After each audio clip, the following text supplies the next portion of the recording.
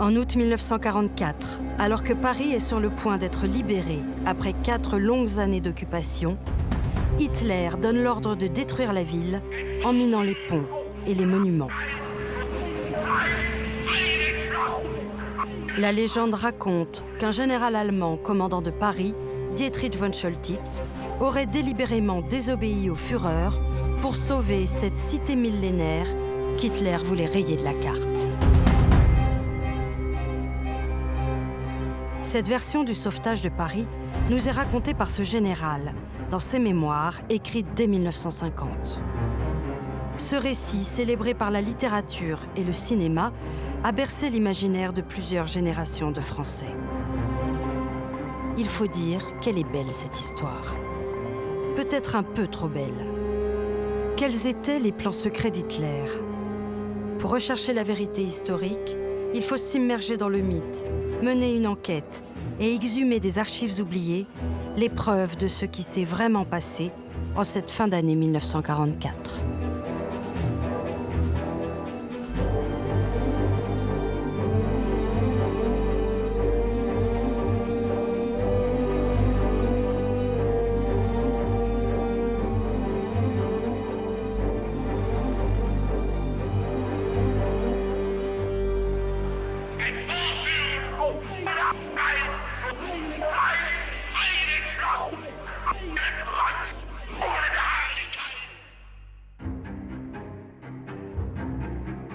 Juin 1940, la France a perdu la guerre. Le retentissement est mondial, Paris est tombé. Déclarée ville ouverte, Paris a été livré sans combat à l'ennemi pour éviter les destructions. Le 14 juin, à l'aube, les Allemands entrent dans la capitale et la croix gammée flotte au sommet de la Tour Eiffel.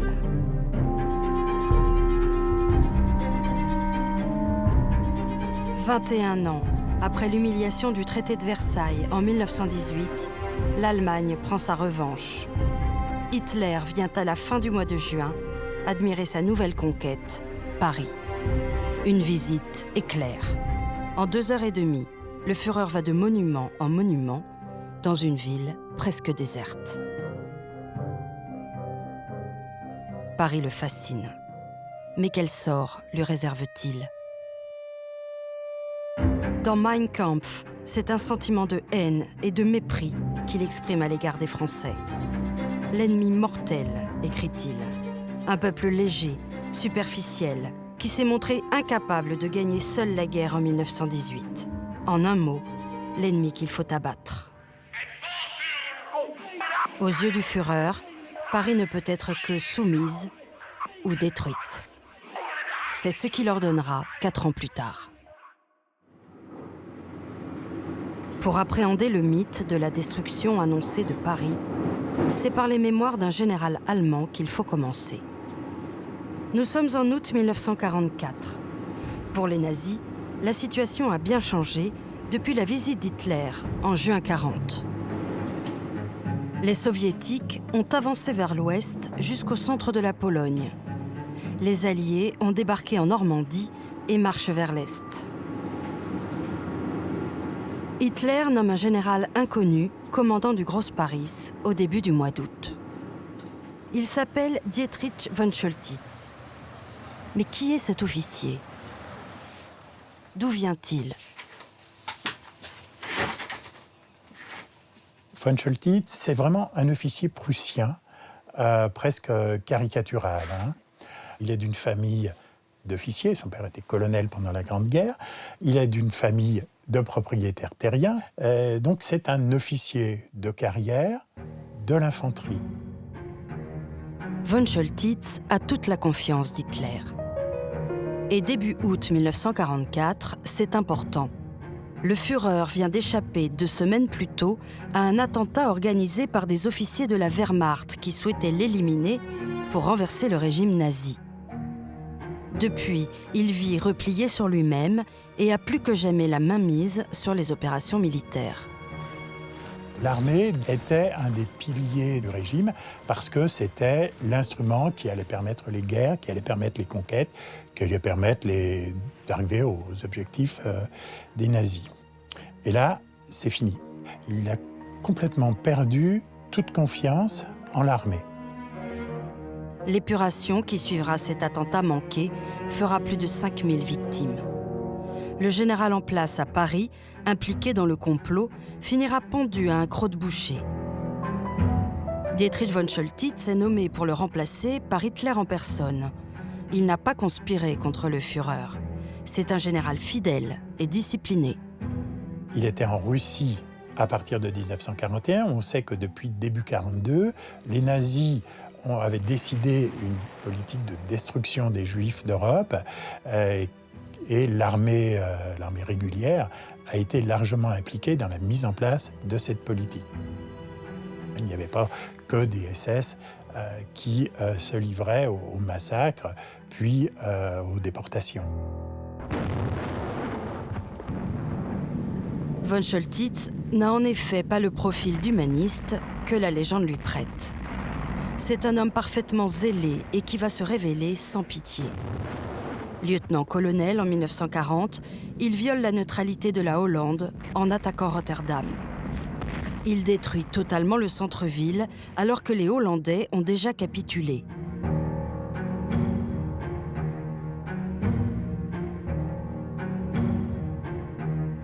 En 1942, au siège de Sébastopol, il causera la mort de dizaines de milliers de civils et ordonnera l'utilisation du mortier Karl, la plus grosse pièce d'artillerie jamais construite. Il ne laissera que des ruines.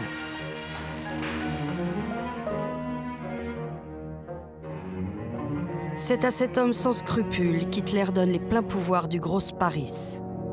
Ce sera sa première rencontre avec la capitale. Il n'était jamais venu à Paris, alors que le voyage à Paris était aussi un petit peu comme le voyage en Italie, une sorte d'étape initiatique pour pour ces milieux un peu cultivés allemands dont il faisait partie. Et on sait que dès 1944, lorsqu'il était prisonnier des Alliés, il a expliqué au service américain à quel point il détestait la France, il détestait Paris, il détestait les Français. La mission de von Choltitz est de la plus haute importance. Paris est un nœud vital de communication. Depuis Rouen, tous les ponts sur la Seine ont été démolis par les bombardements alliés après le débarquement. Ce qu'il lui a demandé, c'est de faire en sorte que Paris reste sûr, parce que Paris est un lieu de passage pour l'évacuation des troupes qui viennent de Normandie. Von Choltitz prend ses quartiers le 9 août à l'hôtel Meurice, un palace situé rue de Rivoli, en face du jardin des Tuileries. Dès son arrivée, il constate que l'ambiance dans la capitale risque de compliquer sa mission. Quand Choltitz arrive à Paris, il est dans une ville dont les habitants, depuis pratiquement un mois, ne cessent de manifester d'une manière ou d'une autre leur hostilité à l'occupant. Il y a toute une agitation qui fait qu'il a une image, il a très vite une perception négative des Parisiens.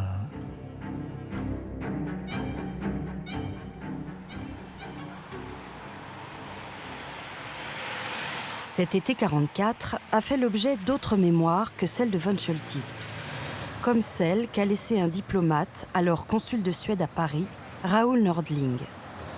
Le mythe fait de lui l'homme qui a su persuader le général d'épargner la capitale.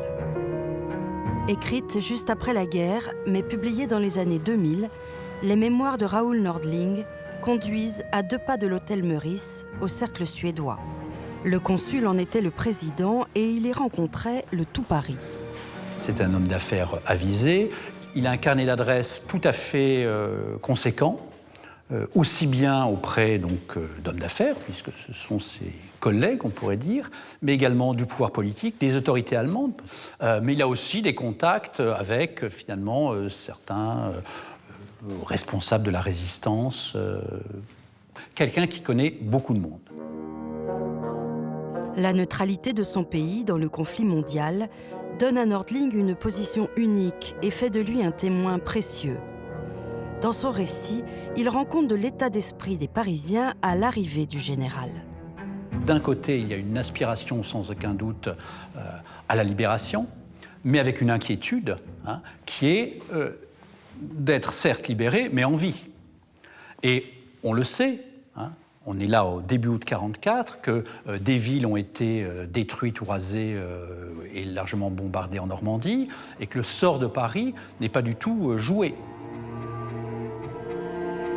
Les échos du débarquement, des victoires des Alliés en Normandie, mêlés à la pénurie et à l'angoisse des représailles, vont peu à peu semer un esprit de révolte parmi la population.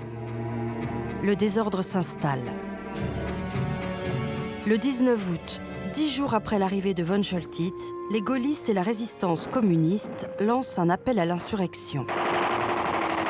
En voyant le drapeau tricolore flotter sur la préfecture de police face à Notre-Dame, les Parisiens comprennent que la situation a basculé. Les événements se précipitent.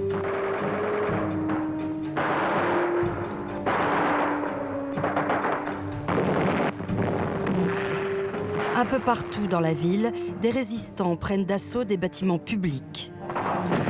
Dès lors, les Parisiens et les Allemands s'affrontent.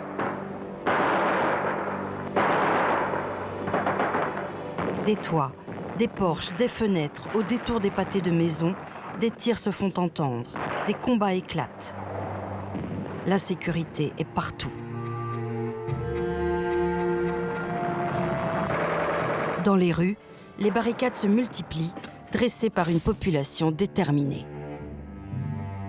L'armée allemande, à ce moment-là, ne sait pas encore très bien comment réagir, et il va y avoir des représailles. Mais surtout, on va s'apercevoir quand même assez vite que le rapport de force reste quand même défavorable à l'insurrection. Le risque est réel que von Choltitz donne l'ordre de représailles massives envers la population.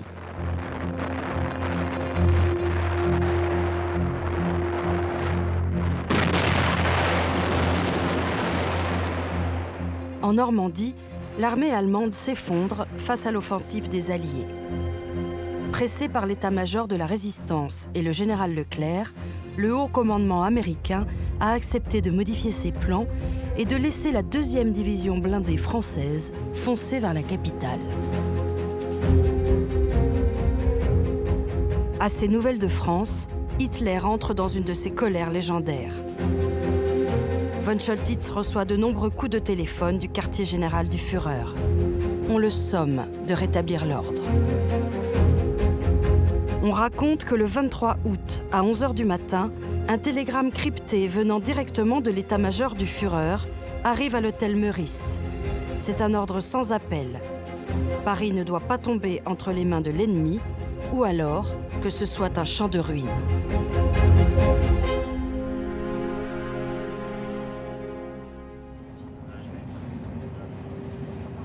Si un original de cet ordre existe, c'est au-delà du Rhin qu'il faut aller le chercher. Les archives militaires allemandes sont conservées à Fribourg-en-Brisgau, dans le sud-ouest de l'Allemagne.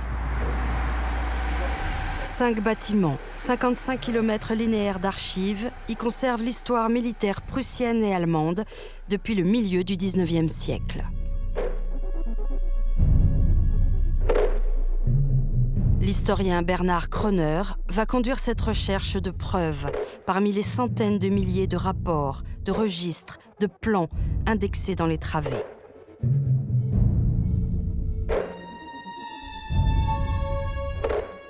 Après une fouille minutieuse, l'ordre d'Hitler apparaît enfin. Il est sans équivoque sur les intentions du Führer. À l'intérieur de la ville, il faut intervenir avec les moyens les plus énergiques contre les premiers signes de soulèvement. Le dynamitage de pâtés de maison, l'exécution publique des meneurs, l'évacuation de quartiers menacés. La destruction des ponts sur la Seine sera préparée. Paris ne peut pas tomber aux mains de l'ennemi, ou seulement comme un champ de ruines.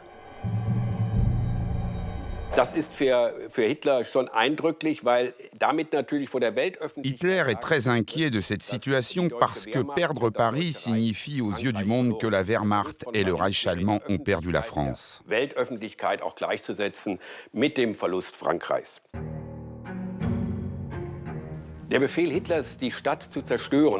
Cet ordre de Hitler, détruire la ville ou laisser un champ de ruines, laisse peu de place à l'interprétation.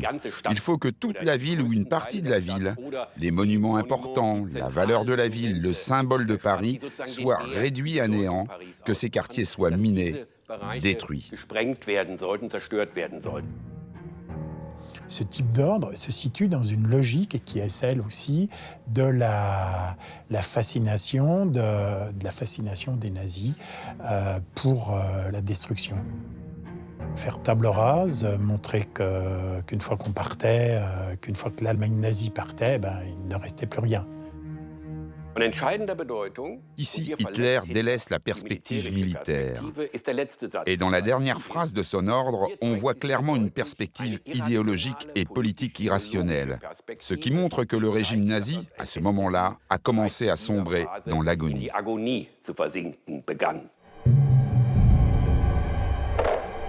Dans ses mémoires, von Choltitz raconte: Avec un zèle tout à fait louable, les sections firent les préparatifs nécessaires pour pouvoir, à leur hache, faire sauter les ouvrages. Nous dit-il la vérité. Comment savoir ce qui, dans la capitale, était réellement miné?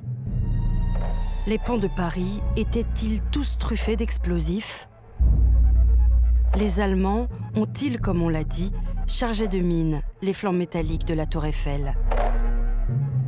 Malgré les heures passées à consulter et analyser les registres d'archives du site de Fribourg-en-Brisgau, il n'y a dans les documents aucun indice nous renseignant sur ce point. Où est la vérité? En menant plus loin l'investigation, on découvre qu'après la libération de Paris, des équipes de démineurs ont quadrillé la capitale pour inspecter les édifices potentiellement minés. Ce travail a certainement dû faire l'objet de rapports, mais où les trouver? Après des semaines de recherche, la préfecture de police confirme. Ces rapports sont en sa possession au laboratoire central de la préfecture. En 1944, cet organisme était déjà chargé des missions de sécurité relatives aux substances explosives. Il n'est pas facile de se faire ouvrir les portes de cette antenne discrète de la police. Pour cette enquête, l'historien et ancien inspecteur général Luc Rudolph a été autorisé à pénétrer dans ce lieu sensible. Aux archives, c'est au fond. D'accord. Les archives du laboratoire abritent des documents dont certains relèvent du secret défense. Le laboratoire existe depuis 1878. Ceux de l'année 1944 ont heureusement dépassé le délai de restriction fixé à 60 ans et sont donc enfin accessibles. Voilà, donc là, on est en déminage, 1944. D'accord, 1944.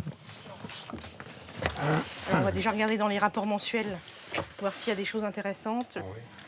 Impayés, désignation des produits.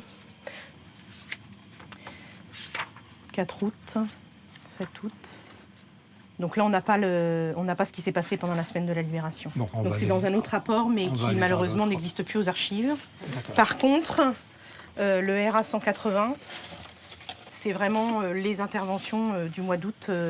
Donc là, c'est un résumé. Et donc, ça retrace toutes les activités du service explosif qui étaient là pour protéger la population et pour ramasser tout ce qui n'était pas explosé.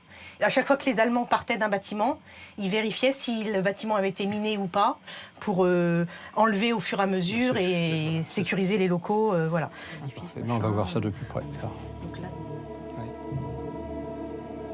Parmi ces dossiers malmenés par la guerre, c'est presque un miracle d'avoir retrouvé ce rapport daté du 9 septembre 1944, 2 semaines après les événements. Il est rédigé par le directeur du laboratoire lui-même, le professeur Henri Moureux.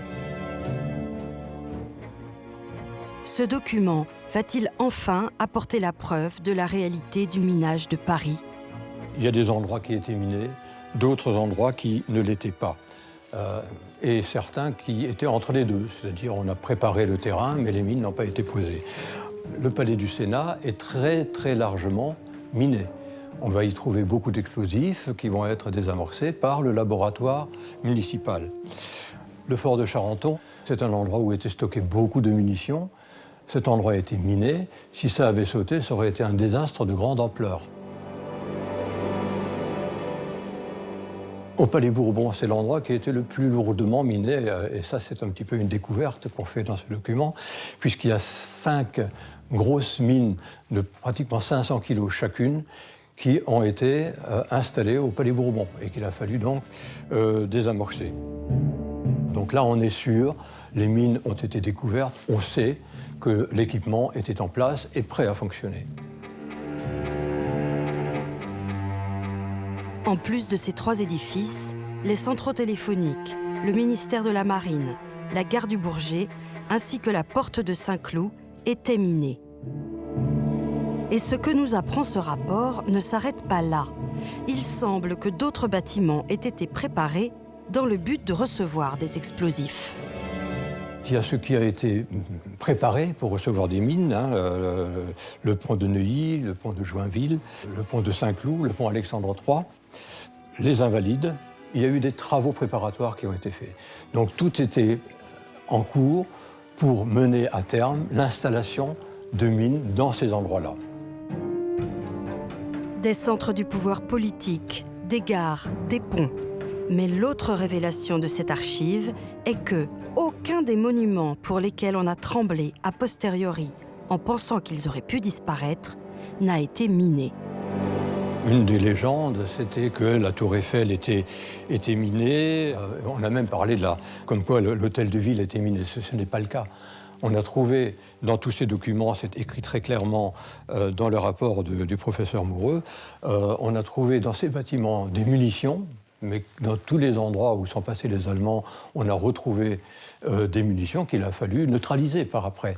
Mais en aucun cas, ces endroits n'ont été minés. Que doit-on comprendre de ce minage aléatoire et partiel ? L'impression qu'on retire de tout ça, c'est quoi ? C'est que ces gens ont été pris par le temps.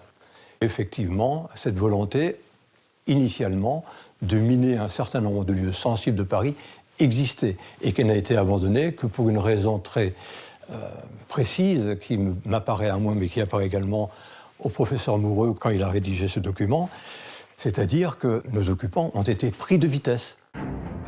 C'est probablement faute de temps, conséquence immédiate de l'action efficace de harcèlement des forces françaises de l'intérieur, que le feu n'a pas été mis partout aux charges explosives. À partir du 22 août, plus de 600 barricades entravent les mouvements des occupants qui doivent se retrancher sur leur position. Il n'est plus question pour eux ni de continuer le minage, ni de s'approcher des ouvrages minés pour en déclencher la mise à feu. Ça demande beaucoup de moyens de détruire une ville et de raser une ville, de transformer une ville en champ de ruines. Soit par le bombardement aérien, mais là il n'en est évidemment pas question. La Luftwaffe n'a plus ces moyens-là. Soit par l'explosif, mais là ça demande beaucoup d'hommes, beaucoup de moyens d'explosifs, et ça demande du temps. Von Choltitz a arrêté le minage, un petit peu contraint et forcé, parce que les rues de Paris n'étaient plus suffisamment sûres pour ses troupes pour aller miner tel ou tel endroit de la capitale. C'est l'insurrection qui a empêché le forfait de se commettre, tout simplement.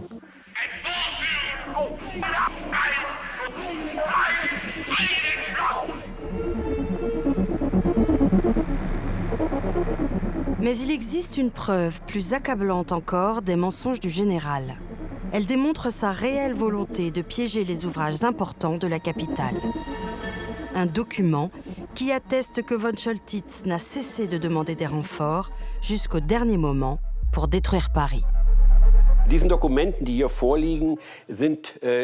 Ces documents devant moi sont des transcriptions de conversations téléphoniques entre le commandant du secteur du Groß Paris, c'est-à-dire von Choltitz, avec le commandement des armées de l'Ouest, le général Model. Von Choltitz dit clairement « Je ne peux pas appliquer les ordres du Führer avec les moyens dont je dispose. Je ne pourrai agir que si je reçois les chars et l'artillerie que j'ai réclamés. »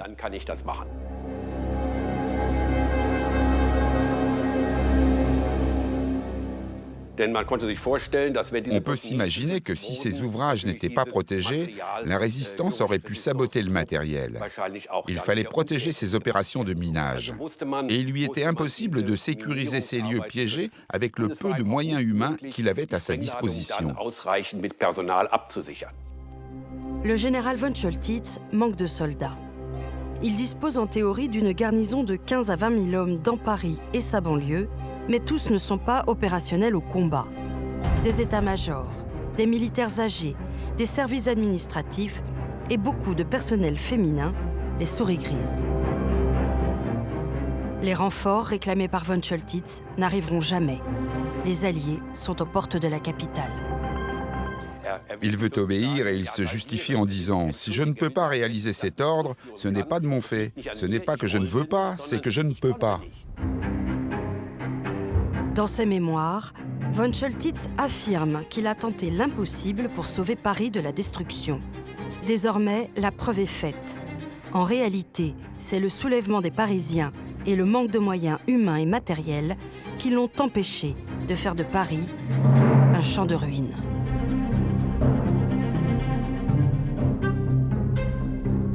Pour sa part, le consul de Suède, Raoul Nordling, qui a souvent rencontré le commandant du Grosse Paris, n'évoque jamais dans son récit les conversations qu'on leur prête sur la nécessité de sauver la ville lumière. Ce qui est peut-être surprenant dans les mémoires de Raoul Nordling, mais qui est à mon avis un éclairage important, c'est que pour lui, la question de la destruction de Paris ne se pose pas réellement dans leur discussion. Ce n'est pas pour ça qu'il intervient. C'est-à-dire que manifestement, Nordling ne croit pas que Choltitz puisse raser Paris, que ce soit dans ses projets. Donc ce n'est pas le sujet prioritaire pour Nordling, loin de là. Si Nordling rencontre à 5 reprises le général à l'hôtel Meurice, c'est pour l'exhorter à ne pas commettre de représailles contre la population. Les massacres de Villeneuve-d'Ascq ou d'Oradour-sur-Glane, perpétrés quelques semaines plus tôt, sont connus des Parisiens et font craindre le pire. Nordling, en lui montrant bien que pour lui, il ne fait plus aucun doute que l'Allemagne va être battue et qu'en ne passant pas finalement massivement à l'offensive contre les Parisiens et à la destruction, il se préserve quand même une chance d'avenir. C'est un des arguments majeurs que va utiliser Nordling. L'idée que vous allez être jugé, allez-vous devoir rendre des comptes pour avoir massacré des centaines, des milliers, voire plus de Parisiens? Et là, l'idée que le sort des armes est en défaveur et qu'il faut commencer à avoir une sorte de garantie pour l'avenir germe probablement dans l'esprit de von Choltitz. Von Choltitz n'avait pas comme principal but de sauver Paris, mais il avait comme principal but de sauver sa peau. Von Choltitz n'aura pas à hésiter très longtemps. 2 jours après l'ordre d'Hitler, le général Leclerc fait son entrée avec la 2e division blindée par la porte d'Orléans. Le massacre des Parisiens n'aura pas lieu.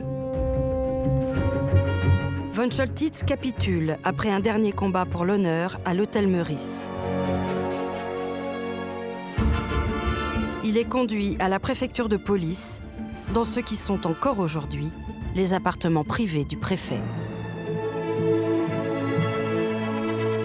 C'est dans cette pièce, conservée à l'identique, qu'il s'est retrouvé avec le général Leclerc, les officiers de la Résistance et les membres du gouvernement provisoire pour signer sur cette petite table son acte de reddition. On a quand même l'impression que von Choltitz est arrivé à ses fins. Il se retrouve ici, vivant.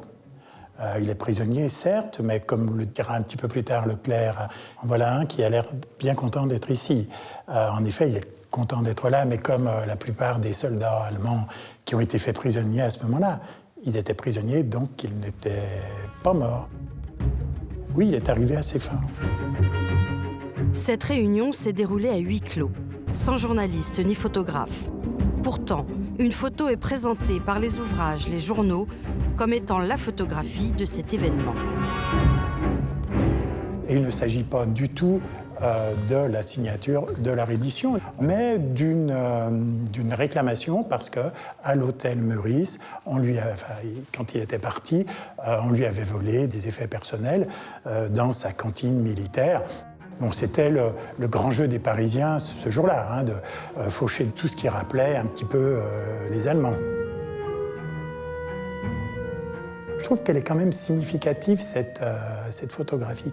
Lorsque l'on sait ce qu'il signe, nous sommes le 25 en fin d'après-midi. Il y a encore quelques combats qui sont meurtriers dans la ville.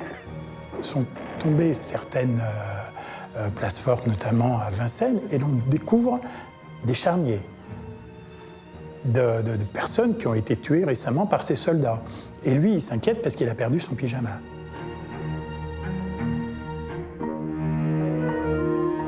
Prisonnier des Alliés, Dietrich von Choltitz ne sera jamais jugé pour crime de guerre. On le libérera après 2 années de captivité, durant lesquelles il commencera à écrire sa propre légende. Von Choltitz est parvenu à écrire sa légende et à s'en sortir quand même assez bien, puisque finalement son livre est plutôt bien accueilli, traduit en français, republié en poche. Et l'idée qu'il a vraiment contribué à sauver Paris prend forme, comme si c'était un acte humanitaire de sa part. Paris sort miraculeusement intact d'une semaine d'insurrection et de combats, dans une guerre qui a martyrisé les villes comme jamais.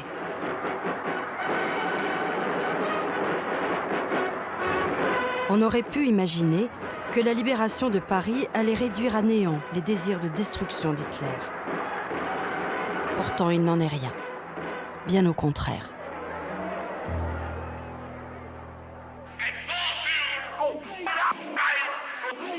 Contrairement à ce qui est resté dans les mémoires, la menace qui plane sur Paris depuis 1 mois ne s'est pas volatilisée avec le défilé du général de Gaulle. Alors que le Reich commence sa lente agonie, détruire Paris reste pour le Führer une obsession. Les archives vont nous révéler que par 3 fois encore, il va tenter de l'anéantir. 3 tentatives que l'histoire ne retiendra pas. Les recherches effectuées aux archives militaires de Fribourg ont permis d'exhumer un document inédit révélant une nouvelle menace, inconnue jusqu'alors. Dépêchez-vous de préparer certaines positions qui sont à l'est de la Somme. Orientez vos rampes de lancement V1 vers Paris. Signalez-nous quand vous serez prêt à tirer. On s'aperçoit que juste après la libération de Paris, de nouvelles mesures seront prises. Après le 25 août, Hitler va tout mettre en œuvre pour trouver d'autres moyens de détruire Paris. À l'annonce de la reddition du commandant du Grosse Paris, le Führer a donc décidé d'utiliser son arsenal secret. Des armes de représailles terribles, ultime tentative pour reprendre la main sur le cours de la guerre en terrorisant les populations. Dissimulé par la végétation sur le mont Delfaux dans le Pas-de-Calais, un immense blocos souterrain, surplombé d'une coupole, fut construit à partir de 1943 pour servir de base de lancement de ces nouvelles armes.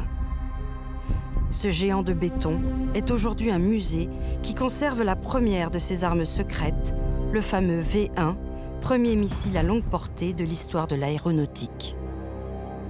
C'est une bombe planante. La charge militaire est à l'avant, de l'ordre de 1 tonne. Une bombe d'1 tonne qui tombe dans un immeuble, ça vous souffle l'immeuble. C'est une arme qui était redoutable. Cela fait déjà plus de 2 mois que l'Angleterre subit tous les jours le déluge des V1. 70 s'écrasent quotidiennement sur Londres, faisant des milliers de victimes.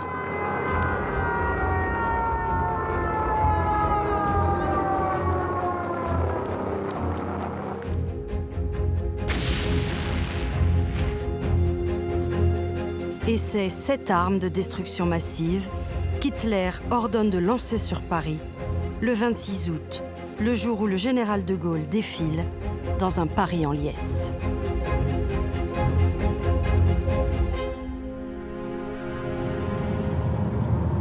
Cet épisode est absolument méconnu.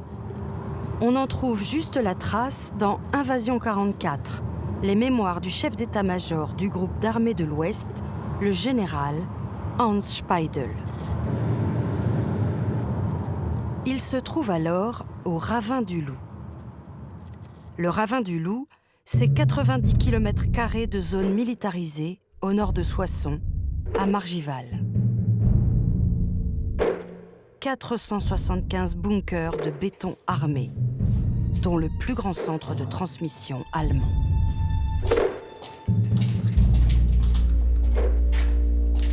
C'est donc une ruche, un peu, de techniciens, avec 600 lignes téléphoniques installées.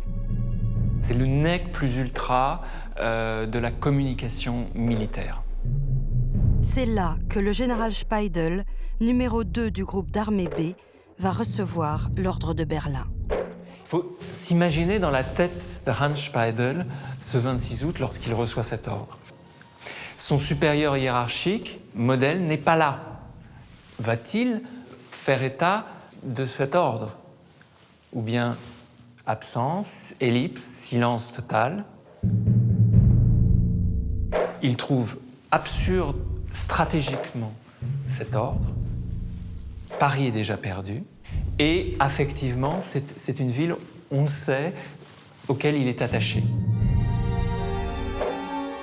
Dans les années 30, Hans Speidel avait été envoyé à Paris comme attaché militaire de l'ambassadeur d'Allemagne. Il y est revenu 2 ans sous l'occupation, et c'est lui qui a organisé la visite d'Hitler en 1940. Il connaît bien Paris, il aime beaucoup Paris, et dans son propre bunker, dont il dispose également à Margival, il a des vues de Paris, la Sainte-Chapelle, Notre-Dame.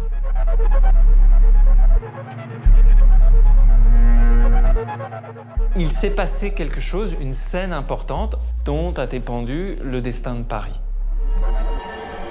Dans ses mémoires, Speidel raconte qu'il n'a pas transmis cet ordre et que Paris fut sauvé. Je pense que les mémoires de Speidel permettent de rouvrir le dossier du salut de Paris et du sauvetage de Paris.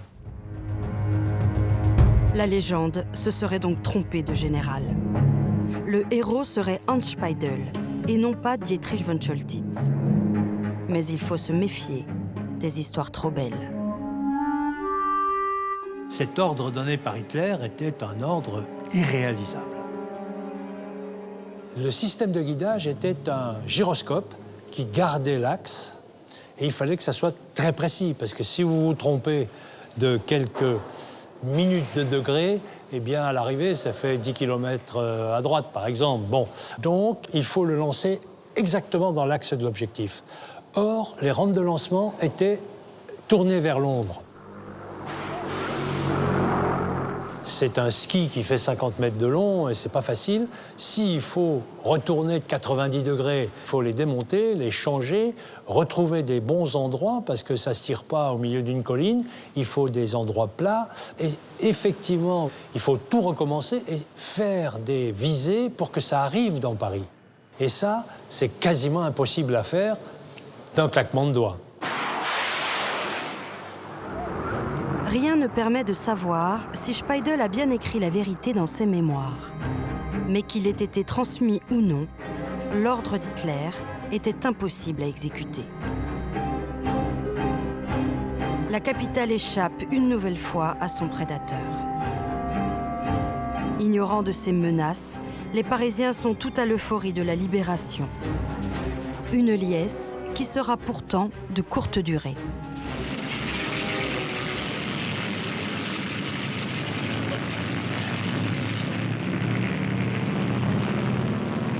Ce même jour, à 23h, comme une réponse aux rumeurs de la fête, retentit soudain le son des sirènes. C'est un amalgame d'avions qui étaient stationnés dans le nord de la France, qui n'étaient pas encore libérés, et la sud de la Belgique. Et ils ont réussi quand même à mettre 120 avions en l'air cette nuit-là, qui sont arrivés sur Paris dans 2 axes de bombardement et qui ont fait du dégât.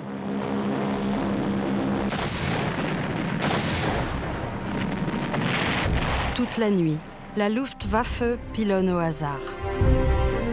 Au petit jour, le sentiment de liberté est déjà loin. Des centaines d'immeubles détruits, l'hôpital Bichat, la Halle au Vin au cœur de Paris, le quartier du Marais, les buttes Chaumont, mais aussi la banlieue, Bagnolet, Pantin, Montreuil, Sceaux. C'est un bombardement punitif.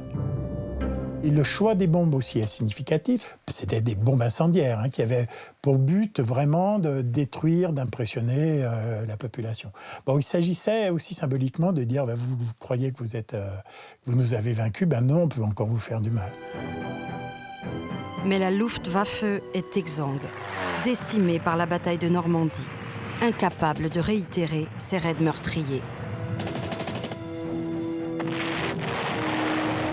Malgré ses 200 morts et près de 1000 blessés, ce bombardement va disparaître de la mémoire collective. Il était difficile peut-être de dire que les Allemands avaient bombardé Paris, avaient fait X victimes, alors que la Royal Air Force et la 8e Air Force américaine avaient fait des dizaines de milliers de morts civils français au cours de la période du débarquement. Donc on oublie dans l'histoire, on n'en parle plus. Dans l'esprit de tous, pourtant, à partir de ce 26 août 1944, la menace de représailles est redevenue bien réelle. 2 semaines plus tard, le 8 septembre, une explosion pulvérise 60 maisons, un quartier entier de la ville de Maisons-Alfort, à moins de 10 km de Paris. Des dégâts matériels à peine croyables pour une seule déflagration.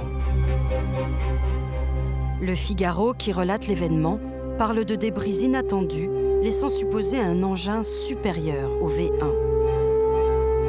Henri Moureux, le directeur du laboratoire municipal qui avait été chargé du déminage de la capitale, se rend sur les lieux. Il fera un rapport détaillé de ses observations. La recherche de ce rapport, classé secret, conduit aux archives du ministère de la Défense, au cœur du château de Vincennes. L'historienne Maud Jarry sait où il se trouve, archivé quelque part, au milieu du dédale de ces millions de dossiers.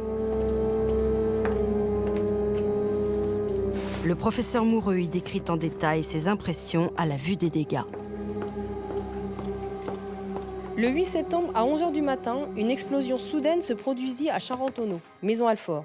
Prévenu aussitôt par les services de police, Henri Moureux, procédai à un certain nombre de constatations qui me firent pressentir l'apparition d'un engin nouveau. Henri Moureux, quand il arrive sur ce site de crash, il voit tout de suite qu'il n'y a aucun lien par rapport aux dégâts qu'il voit avec les dégâts causés par le V1. Il a déjà été sur des crashs de V1 en juillet 1944, ce qui fait que tout de suite, ça le trouble. Il se dit c'est autre chose. Mais c'est le témoignage des rescapés qui va lui ouvrir les yeux. Il lui affirme n'avoir entendu aucun bruit ni constaté le passage d'aucun avion. Le 29 août, il a rencontré des agents des services secrets américains qui lui ont dit que les Allemands avaient inventé un engin fusée. Il fait donc le lien entre ce que les Américains lui ont dit et ce qu'il voit. Et du coup, pour lui, c'est une révélation. Et pour cause, la capitale de la France vient d'avoir le privilège d'être la cible du premier engin balistique de l'histoire, la fusée V2. Bernard Kroner a retrouvé le premier télégramme d'Hitler concernant cette fusée. Le Führer est formel. Il ordonne que les V2 soient déployés et que des tirs soient dirigés sur Londres et sur Paris aussi longtemps que possible.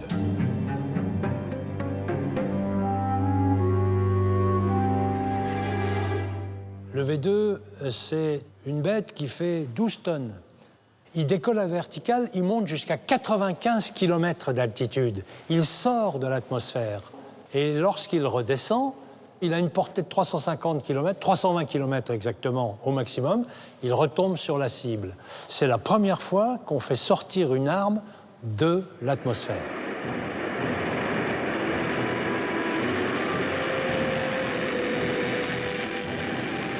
La V2, c'est une révolution. Une fusée qui vole à la vitesse de 5000 km/h. Il ne lui faut que 5 minutes pour parcourir les 300 km qui séparent le site de tir situé en Belgique de Paris. Plus rapide que la vitesse du son, elle est totalement silencieuse. Elle est impossible à intercepter. Pour Hitler, c'est l'arme miraculeuse qui va marquer un tournant dans la guerre. Au début du mois d'octobre 1944, les tirs de V2 qui ciblent Paris reprennent et touchent de nombreuses villes. On s'aperçoit que les Allemands, entre le 2 et le 5 octobre, affinent le réglage des tirs. En fait, ils veulent attaquer Paris, mais ils n'ont pas la précision qu'on peut avoir aujourd'hui. Donc le réglage se fait et ils précisent leurs tirs pour atteindre le centre de Paris. Et en date du 5 octobre, les fusées sont vraiment aux portes de Paris. En 4 jours, 22 communes en région parisienne sont la cible des V2. Les autorités se préparent au pire. Pourtant, les tirs vont s'interrompre brutalement. À partir du 6 octobre, plus aucun impact ne sera signalé en direction de la capitale. Pourquoi Hitler délaisse-t-il Paris alors que sa destruction est enfin à portée de main? C'est encore une fois à Fribourg que se trouve la réponse, dans un ordre émanant du haut commandement de la Wehrmacht. Pour des raisons politiques, tout tir contre Paris par V2 sera suspendu. Dem liegt zugrunde, dass man sich im Führerhauptquartier... Cet ordre signifie que dans le quartier général d'Hitler, on s'est accordé sur l'idée que bombarder Londres aurait un effet politique et psychologique sur la population qui pousserait les autorités britanniques à réagir. Alors que sur Paris, un bombardement n'aurait plus eu aucun impact ni conséquence politique.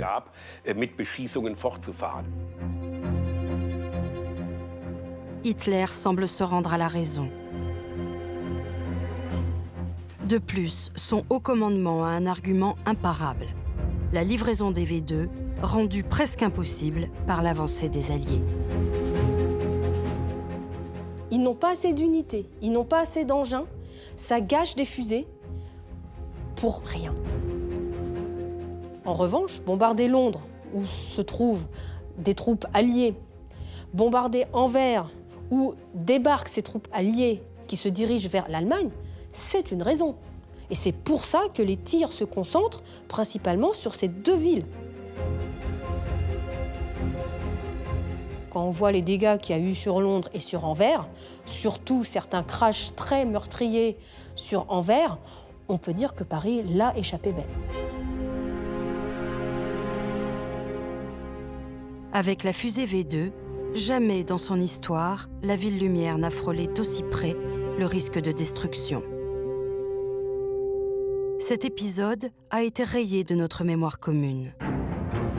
Pourquoi ? À la fin de la guerre, les Alliés vont récupérer la technologie et les ingénieurs de la V2. Et ce sont ces scientifiques allemands qui développeront les programmes spatiaux des États-Unis et de l'URSS. La fusée V2 est l'ancêtre de toutes les fusées modernes. Ce sont ces fusées qui ont envoyé Gagarine dans l'espace et Armstrong sur la Lune. Et en France, le programme Ariane a existé parce que ces ingénieurs sont venus travailler à côté d'ingénieurs français. Très peu de personnes savent que des ingénieurs allemands sont venus en France. Ils ont participé à la politique de reconstruction de l'industrie militaire française. Et donc ça a été, à mon sens, étouffé. C'est resté dans le domaine du secret.